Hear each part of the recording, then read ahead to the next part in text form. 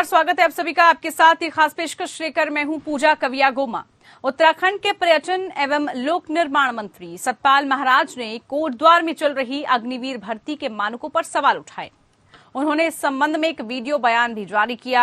महाराज ने कहा कि भर्ती में नियमों की अनदेखी की जा रही है। उन्होंने केंद्रीय रक्षा राज्य मंत्री अजय भट्ट से जांच का अनुरोध किया। महाराज ने कहा कि भर्ती के मानकों में व्याप्त विसंगतियों के चलते उत्तराखंड में युवा सफल नहीं हो पा रहे हैं। भर्ती में दौड़ का समय कम और जवानों की लंबाई को लेकर अधिक करने से राज्य के युवा भर्ती से बाहर हो रहे हैं।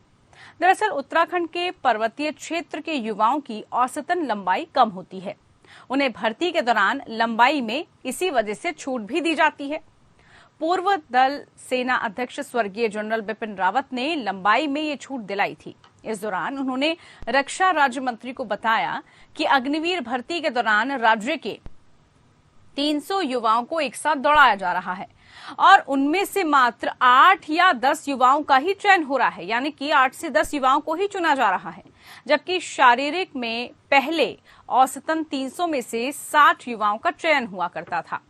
मंत्री सतपाल महाराज ने कहा कि कोटद्वार में 19 अगस्त से 2022 से 31 अगस्त तक बीआरओ लैंसडाउन अग्निवीरों की भर्ती कर रहा है। भर्ती होने वाले युवाओं का कहना है कि भर्ती के दौरान नियमों की अनदेखी हो रही है। दौड़ का समय 1600 मीटर के लिए 5 मिनट 40 सेकंड रखा गया है, जबकि ये दौड़ सिर्फ 5 मिनट में ही समाप्त कर दी जाती है। कैबिनेट मंत्री सतपाल महाराज ने रक्षा राज्य मंत्री अजय भट्ट से कहा कि इस प्रकार की विसंगतियों के चलते उत्तराखंड के बच्चे निराश होकर अपने घर लौट रहे हैं, इसलिए अग्निवीर योजना के तहत की जाने वाली इस भर्ती की जांच करवाई जाए। तो इस तरह की जानकारी मिल रही है। अब ऐसे में जो शिकायतें आ रही हैं, उन शिकायतों का भी अगर हम जिक्र करें तो युवाओं की तरफ से जो मुख्य शिकायतें हैं वो ये हैं कि 300 युवाओं को एक साथ दौड़ाया जा रहा है, जिनमें से मात्र 8 से 10 को ही चुना जा रहा है, जबकि पहले ऐसा नहीं होता था। पहले जो प्रक्रिया होती थी उसके अंतर्गत 300 में से 60 चुने जाते थे। अब 1600 मीटर दौड़ के लिए 5.40 सेकंड का समय तय किया गया है, लेकिन 5 मिनट में ही दौड़ को समाप्त किया जा रहा है। राज्य के युवाओं के लिए जो 163 सेंटीमीटर लंबाई है उसका मानक है, लेकिन 170 सेंटीमीटर लंबाई के युवाओं का चयन ही इसमें हो रहा है और इसी वजह से इसको लेकर सवाल उठ रहे हैं। इस पर सतपाल महाराज ने आखिरकार क्या कहा है, आपको सुना देते हैं। उत्तराखंड में अग्निवीर की भर्ती कोटद्वार में हो रही है। 19 अगस्त से लेकर 31 अगस्त तक की भर्ती होगी। मेरे संज्ञान में इसमें कुछ बातें आई हैं, तो आज मैंने दूरभाष से अजय भट्ट जी से बात की, जो राज्य रक्षा मंत्री हैं, और उनको बताया कि मानकों के अनुकूल ये भर्ती होनी चाहिए। और जब बिपिन रावत जी थे तो उन्होंने जो हमारे लड़के थे उनकी हाइट को 163 सेंटीमीटर कर दिया था, परंतु वहां पर जो कर्नल हैं वो 170 मीटर ही हाइट को मान रहे हैं। पहाड़ का व्यक्ति लंबा नहीं होता है, तो इसलिए उनको हाइट रिलैक्सेशन दी गई थी। तो मेरा यही आग्रह था राज्य मंत्री जी से कि वो इसको निश्चित रूप में इसकी पूरी जांच कराएं और नियमानुसार भर्ती होनी चाहिए, यही मंत्री जी से आग्रह है। तो सुना आपने सतपाल महाराज को कि उन्होंने सीधे तौर पर कहा कि नियमों के अनुसार, मानकों के अनुसार ही भर्ती होनी चाहिए, यानी कि जहां पर आपको छूट दी गई है उन छूट को ध्यान में रखते हुए, उसको मद्देनजर रखते हुए उत्तराखंड के युवाओं को मौका मिलना चाहिए। इसी को लेकर आज की हमारी खास पेशकश है, जिसमें खास मेहमान हमारे साथ जुड़ चुके हैं।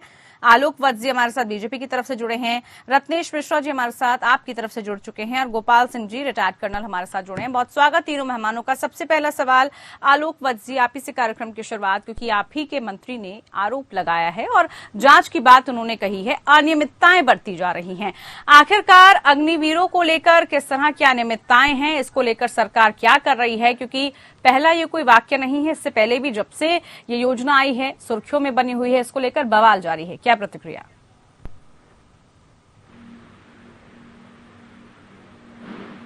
नहीं आ रही है, थोड़ा आलोक जी आवाज सुन पा रहे हैं आप मेरी?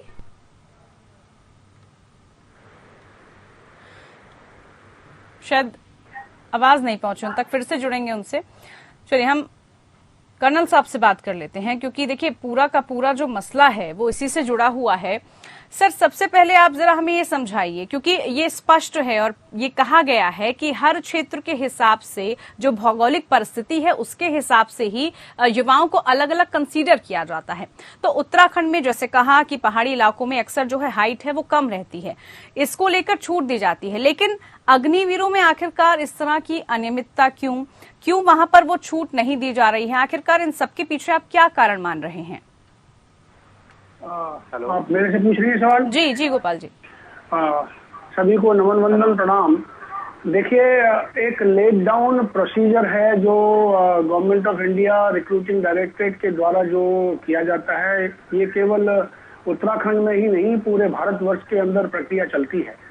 हर स्टेट के लिए, ईस्ट में हो चाहे नॉर्थ में हो या सेंटर में हो या साउथ में हो, उनके लिए मानक बनाए गए हैं जी। क्योंकि पिछले 2 साल से, कई 2.5 साल से भर्ती नहीं हुई है। जो पुराने वाले बच्चे भी हैं वो भी इस वक्त हैं, और हर साल तकरीबन 50 से 60 हजार भर्तियां हुआ करती थी। तो आप लगाइए तकरीबन 2 लाख से ज्यादा भर्ती हो जानी चाहिए थी। वो बच्चे भी अभी इंतजार कर रहे हैं। बिल्कुल बिल्कुल। और इस बार भर्ती होनी है तकरीबन 46 हजार की। आप ये देखिए कि पूरे राष्ट्र के अंदर जितने भर भी राज्य हैं, हर राज्य में बीआरओ और आईआरओ है, इंटीग्रेटेड रिक्रूटिंग ऑफिसर्स और ऑफिसर्स हैं। हर एक ऑर्गेनाइजेशन में as per डेमोग्राफिकल conditions vacancies allot की जाती हैं, और कोई भी रिक्रूटिंग डायरेक्टरेट जो है वैकेंसीज के मुताबिक उसका 10 गुना ज्यादा बच्चों को लेता है। यानी पहला ये स्क्रीनिंग कहीं आप करेंगे, आपको बच्चों को यानी एक वैकेंसी के लिए यदि 1000 है तो आपने 100 बंदे लेने हैं 1000 में से। इस तरीके से प्रक्रिया होती है। और क्योंकि बच्चे यानी वैकेंसीज के मुताबिक यदि बच्चों को हम देखें तो उनकी संख्या बहुत ज्यादा है, बहुत ज्यादा है। और यही हम सर यही समझना भी चाह रहे हैं गोपाल जी, कि जैसे आपने बताया कि युवाओं की संख्या बहुत ज्यादा है और ये दिक्कतें भी आ रही हैं। तकरीबन जब 300 युवाओं को एक साथ दौड़ाया जा रहा है तो मात्र उसमें से 8 से 10 ही चुने जा रहे हैं, जबकि पहले ऐसा नहीं होता था। नहीं, देखिए समय दिया है 5 मिनट 40 सेकंड 1.6 किलोमीटर के लिए। अभी कहते हैं एलिमिनेशन कैसे किया जाए। देखिए, पहले भी जब बच्चे कम होते थे और हमें चाहिए 10 गुना, यानी एक वैकेंसी को बोले 10 आदमी चाहिए, क्योंकि उनकी कभी फिर मेडिकल में प्रॉब्लम होगी। उसके बाद में जब हम रिटन टेस्ट होता है, रिटन टेस्ट के अंदर जो फिर मेरिट बनती है, फाइनली सेलेक्ट तो वैकेंसी के हिसाब से ही होते हैं। बिल्कुल। तो 10 गुना ज्यादा लेते हैं। मान लीजिए आज वैकेंसी मान लीजिए 1000 है तो 10,000 बच्चे ही सेलेक्ट होंगे, लेकिन आते हैं 10 लाख। तो 10 लाख में से उनको एलिमिनेट कैसे किया जाए? आप समझिए, यदि मान लीजिए 5.4 यानी 5 मिनट 40 सेकंड का टाइम है, बिल्कुल उसी के मुताबिक भर्ती होनी चाहिए। लेकिन यदि एलिमिनेशन अभी नहीं करेंगे लेवल से एक करके, मान लीजिए पहले हाइट को ऊपर ले लीजिए, हाइट यानी उत्तराखंड की या हाई एल्टीट्यूड है यानी हाई राइजेज हैं, उनकी हाइट जो है सबकी वो 170 सेंटीमीटर है, तो इनकी 167 या 163 सेंटीमीटर होती है। तो वो जो हाइट है वो भी काफी पिछले बार कम की गई थी, तो उस हाइट के मुताबिक ही लेना चाहिए। लेकिन एलिमिनेट करें तो करें कैसे? मान लीजिए 163 की हाइट के बच्चे उत्तराखंड का ही मैं लेता हूँ, जो माननीय मंत्री जी ने सवाल रेज किया है, मैं उनकी बात से 100% सहमत हूँ। और ये होना भी उसी तरीके से जो मानक दिए गए हैं, क्यों ना उन मानकों के ऊपर उतर करके जो बच्चा सामने आता है उसको बिल्कुल, जैसे आपने कहा, आप खुद ही कह रहे हैं कि 5 मिनट 40 सेकंड है, तो जब आपने मानक ही वो तय करे हैं तो आप उसे 5 मिनट में सिर्फ एलिमिनेशन के लिए खत्म नहीं कर सकते। अब इसके लिए तो पूरी प्रक्रिया है। ये देखिए, ये जांच का विषय है, कहाँ तक ये सत्य है, कहाँ तक असत्य है। जब मंत्री जी कह रहे हैं तो उन तक संज्ञान में ये बात गई होगी, ये बिल्कुल आगे जांच में पता चल जाएगा। चाहे कैसा भी हो, कितना भी कष्ट आए यानी ऑर्गेनाइजेशन के ऊपर, उनको यानी ज्यादा से ज्यादा बच्चे मिल रहे हैं, तो उसमें से सिलेक्शन प्रोसेस में और भी अच्छा होगा और अच्छे अग्निवीर निकल करके बाहर आएंगे हमारे सामने। बिल्कुल। तो क्यों न जो समय मानक दिए गए हैं उन मानकों की पूर्ति करते हुए ही भर्ती प्रक्रिया को किया जाना चाहिए। बिल्कुल, बड़ी महत्वपूर्ण बात आपने ये रखी है। आलोक वजी, उम्मीद करती हूँ अब तक आवाज अब पहुंच रही होगी। जरा बताइए, जांच की बात की जा रही है, इस तरह से अनियमितताएं बरती जा रही हैं, मानकों का ख्याल नहीं रखा जा रहा है, आखिरकार युवा कहां पर जाएगा, किस तरह से उसका सिलेक्शन होगा, पूरी की पूरी जो प्रक्रिया है वो एक बार फिर से सवालों के घेरे में आ गई है, क्यों? देखिए, सवालों के घेरे में आने का सवाल ही नहीं पैदा है। वो भी मानक उसके अनुरूप सारी प्रक्रिया हो रही है। और जहां तक उत्तराखंड के लोगों का सवाल है, अगर वहां हाइट की मान्यता थोड़ी कम है तो उसको लिया जाएगा। ये पहले से ही प्रक्रिया में शामिल है। जनरल रावत वहीं से नहीं, लेकिन ऐसा नहीं हो पा रहा ना आलोक जी। सवाल तो तभी तो उठ रहा है, तभी तो मंत्री जी को बयान देना पड़ गया, तभी तो उनको जांच की बात कहनी पड़ गई कि इस पर जांच की जाए। 170 के अकॉर्डिंग ही वहां पर किया जा रहा है सेंटीमीटर, 163 को मद्देनजर नहीं रखा जा रहा। ऐसी बात है और उसमें कोई गड़बड़ी हुई है, उसको शीघ्र से शीघ्र सुधार दिया जाएगा और मानक सभी बच्चों को उनके हाइट का जो भी नॉर्म्स है उनके प्रदेश का, उसके हिसाब से भर्ती की जाएगी। चलिए, आप कह रहे हैं कि जो भी उसमें खामियां होंगी उसको दुरुस्त किया जाएगा, लेकिन कब? ये सब चीजें पहले होनी चाहिए, जब आपके पास मौका है, जब आप इसको कंडक्ट करवा रहे हैं, उसके बाद ये सब कराने का कोई फायदा, कोई औचित्य नहीं रह जाता है। आखिरकार सवाल यही कि अग्निवीर जिस तरह से बार बार इस चीज को लेकर गुहार लगा रहे हैं, कब उनकी पुकार सुनी जाएगी? रत्नेश जी, अब सवाल अग्निवीरों को लेकर पहले भी उठा, लेकिन जिस तरह से अब उत्तराखंड में कुमाऊं क्षेत्र में हुआ और आगे आने वाले समय भी अन्य जिलों में, अन्य इलाकों में होने वाली है पूरी प्रक्रिया, क्या लग रहा है आपको, कहां पर अनियमितता बढ़ती जा रही है, कमी किसकी?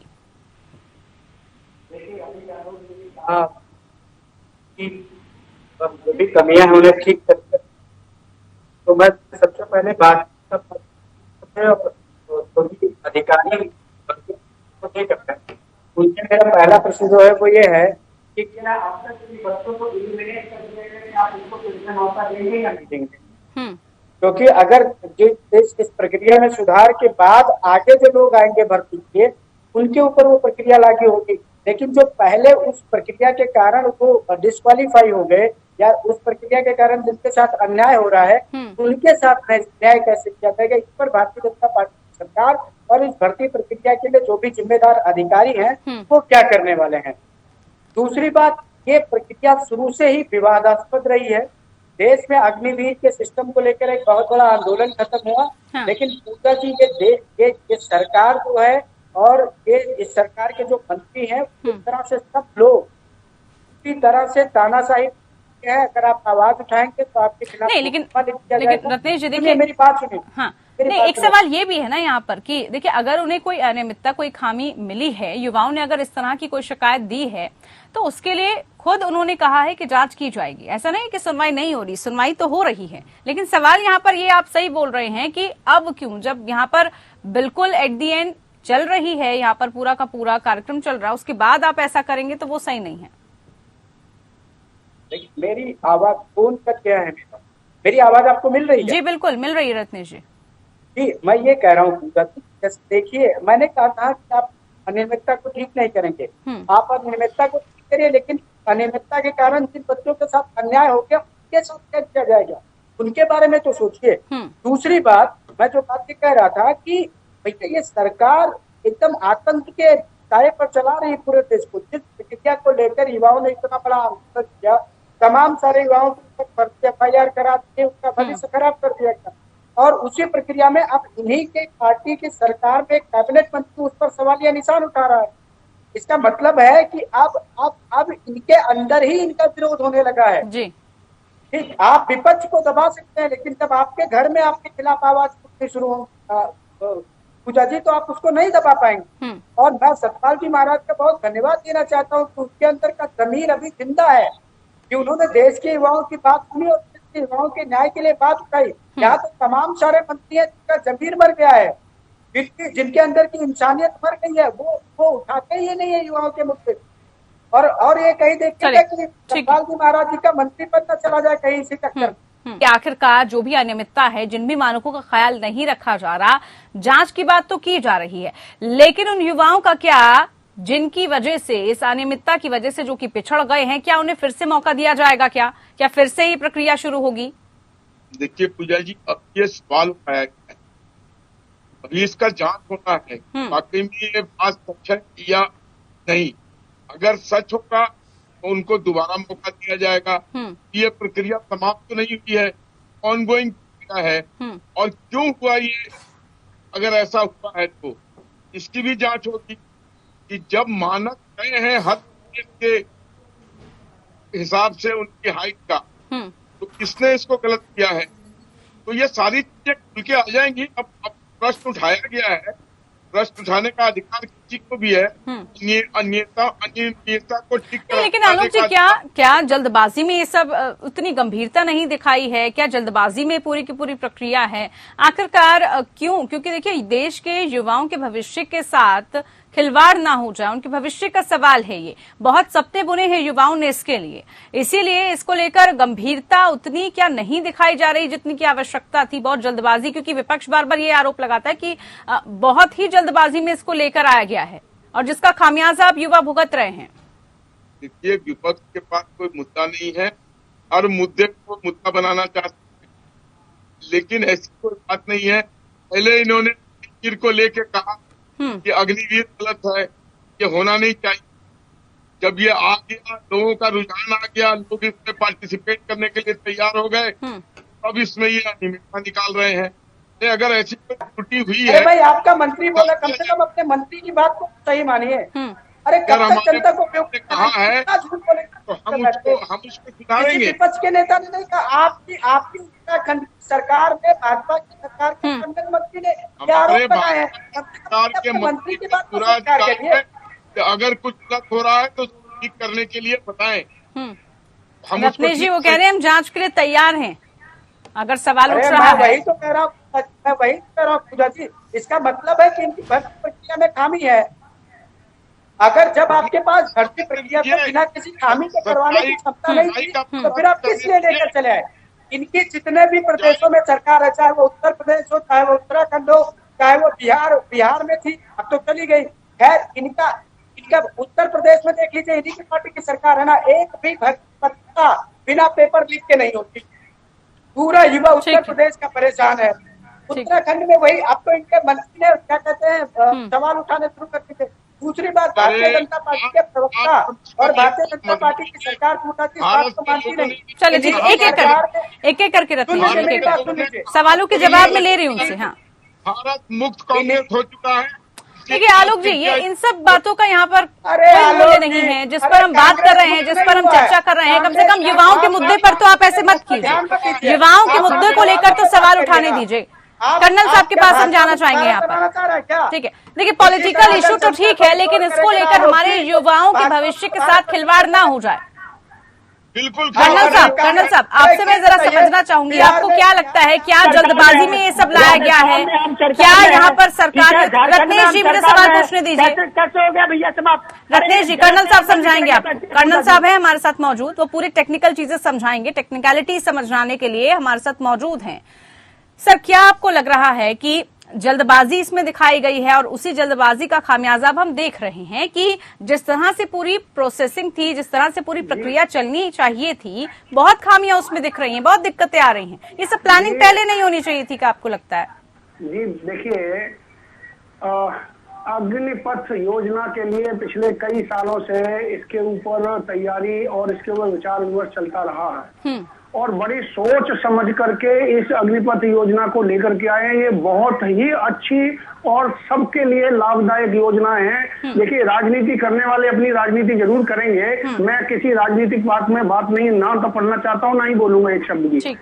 लेकिन इसके बारे में मैं ये कहना चाहूंगा कि आज का युवा या जो 17 साल से 21 साल का युवा है, वो घर पर पढ़ाई करता है, 10 से 12,000 रुपए पर मंथ खर्चा करता है, यानी 3 साल में तकरीबन 6 से 7 लाख रुपए खर्चा करता है।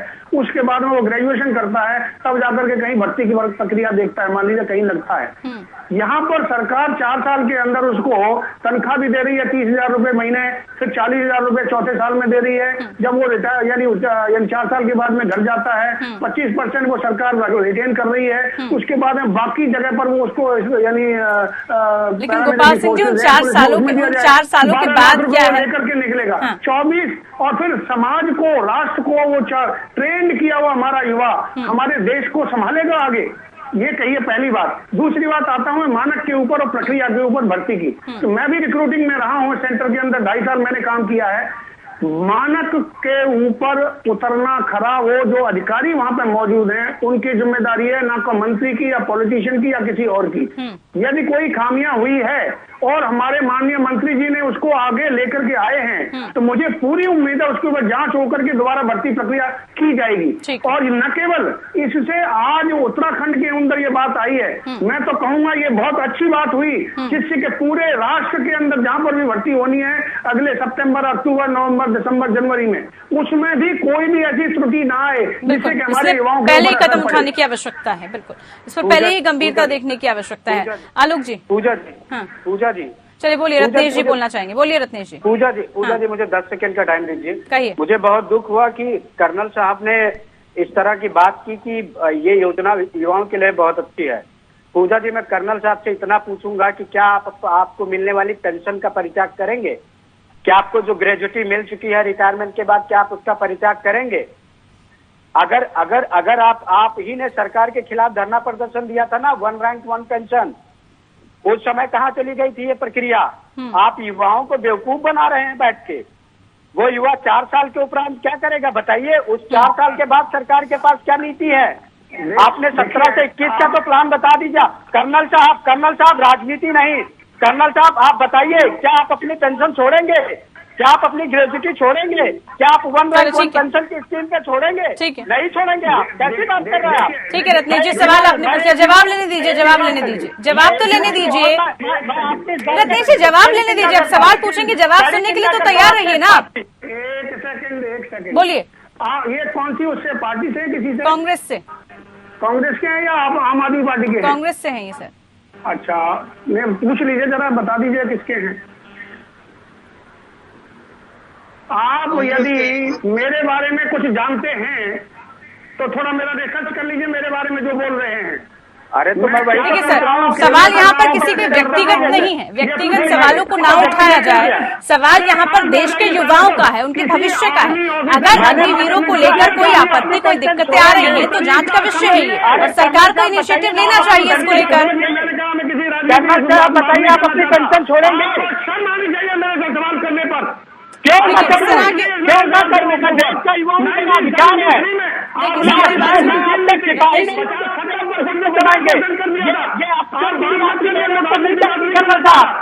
कर्नल साहब, मैं बड़ी शालीनता से कर रहा हूँ, आपकी अफसरगिरी मुझ पर नहीं चलेगी। आपकी अफसरगिरी मुझ पर नहीं चलेगी, अफसरगिरी सिपाहियों पे चलाइएगा। इसी परिवर्तन करने की जरूरत है। आप अपने सिपाहियों के साथ कैसा व्यवहार करते रहेंगे, यही चरित्र कर्नल साहब। ये मत बताइए, मैं आपका सिपाही नहीं हूँ, मैं इस देश का एक जिम्मेदार पार्टी का प्रवक्ता हूँ, देश का हूँ।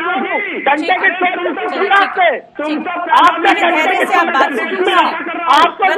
ऐसे नहीं होगा। सवाल आपने पूछ लिया ना, सवाल पूछा है ना आपने। आलोक जी के चेहरे की मुस्कान बता रही है कि उनका काम कर लिया गया है, उनको जवाब देने की आवश्यकता नहीं पड़ी। आलोक जी चेहरे पर मुस्कान है, आज जवाब नहीं देना पड़ा, आज सवाल इधर से उधर ताक दिए गए, आप मुस्कुराते रह गए। हालांकि बड़ा गंभीर विषय है, और अगर किसी तरह की अनियमितता पाई जा रही है, अगर किसी तरह के मानकों की अनदेखी हो रही है, तो बड़ा सवाल ये है कि इसको लेकर जांच होनी चाहिए, युवाओं के भविष्य के साथ खिलवाड़ नहीं होना चाहिए। और शुक्रिया आप सभी खास मेहमानों का। मेरे पास समय नहीं है, समय इजाजत नहीं दे रहा, मैं कार्यक्रम को आगे नहीं बढ़ा सकती। लेकिन अगर युवाओं के साथ किसी तरह की कोई अनदेखी हो रही है, अगर अग्निवीर प्रक्रिया में किसी भी तरह की अनियमितता बरती जा रही है, तो यहां पर उन सब मानकों का ख्याल रखना होगा ताकि देश के भविष्य के साथ खिलवाड़ ना हो सके। फिलहाल खास पेशकश में आज के लिए इतना ही। नमस्कार।